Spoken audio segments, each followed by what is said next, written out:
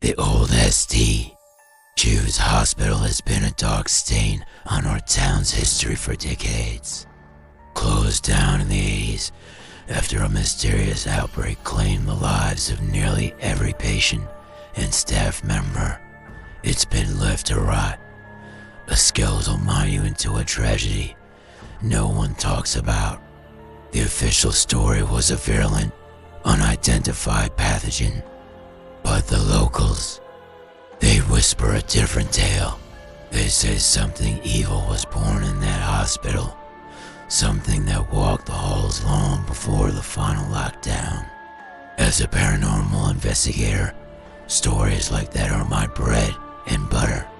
So, with my gear packed and my nerves steeled, I decided it was time to uncover what really happened inside ST. Utes. The main entrance was boarded up tight, so I found a way in through a shattered window in the old emergency wing. The moment I stepped inside, the air changed. It was heavy, thick with the smell of decay, disinfectant, and something else, something metallic and sickly sweet.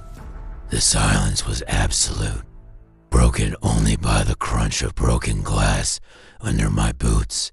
My flashlight beam cut through the darkness, revealing peeling paint, overturned gurneys, and medical charts scattered across the floor like dead leaves. It felt like the occupants had fled in a panic, dropping everything in a desperate scramble to escape. But from what? I set up my base camp in the main nurses' station, a central point with a clear view down several intersecting corridors. I laid out my EMF meters, EVP recorders, and a couple of motion-activated cameras.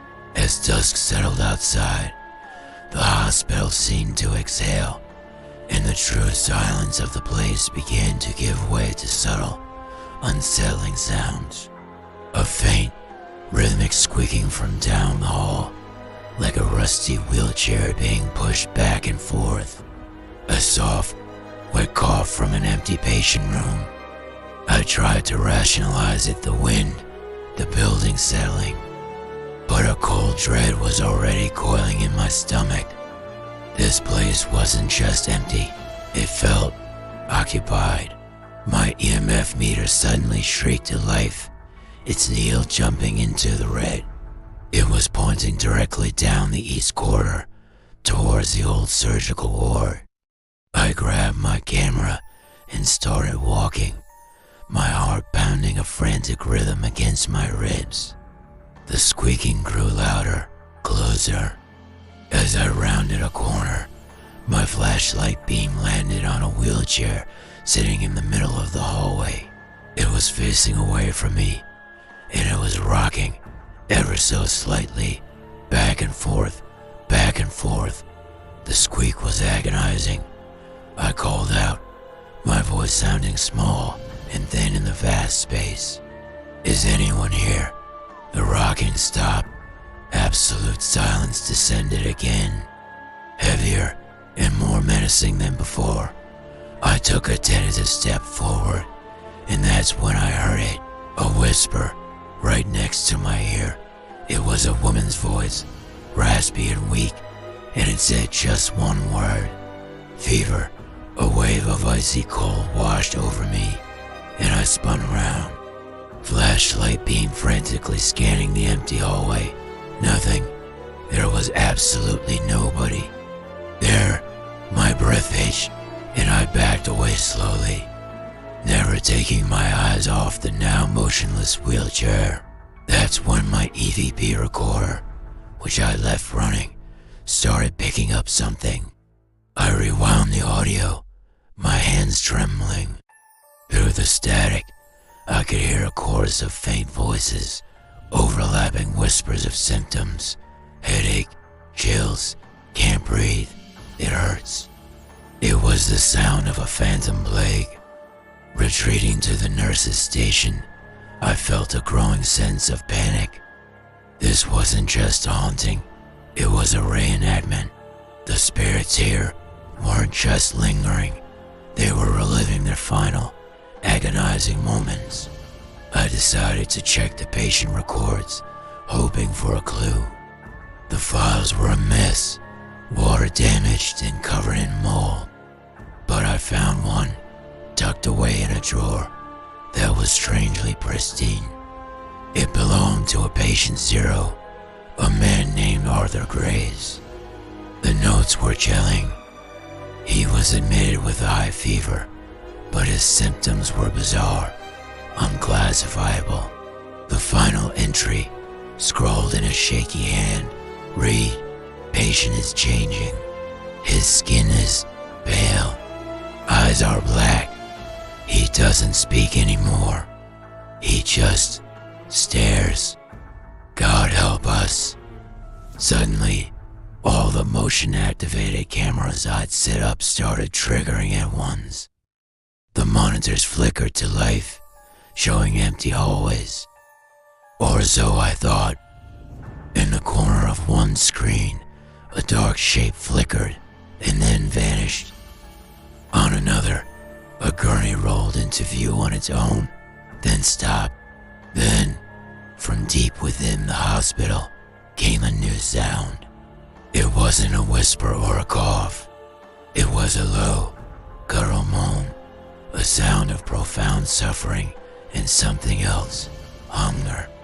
It echoed through the halls, getting closer. My blood ran cold. This was the outbreak. It was still here. The moan grew into a chorus. It was coming from everywhere now. I saw a figure stagger past the end of the corridor, silhouetted against a grimy window. It moved with a jerky, unnatural gait. Then another appeared, and another. They were just shadows, but their shapes were human, their movements horribly wrong. They were the patients, the staff, the victims of ST Jude's. The EMF meter was screaming, a solid wall of sound. The whispers on the EVP were now cries of pain and fear. The air grew frigid, and a foul stench, like rotting meat, filled the nurse's station. I knew I had to get out. I grabbed my camera and bolted, not daring to look back. I ran through the labyrinthine corridors, the moans and shuffling footsteps echoing all around me. Figures lurched out from darkened doorways, their forms indistinct, but their presence terrifyingly solid. I didn't see their faces, but I could feel their collective gaze, a cold, vacant stare filled with unending agony. It felt like I was running through a ghost ward in the middle of a spectral pandemic. They weren't trying to scare me. They were trying to make me one of them. The pathogen wasn't a virus. It was a curse, an infection of the soul that trapped everyone here. I finally saw it, the shattered window I climbed through, a pale rectangle of moonlight in the suffocating darkness. I scrambled towards it, my lungs burning, the sounds of the dead reaching for me from behind. I threw myself through the opening, tumbling onto the wet grass outside, gasping for air.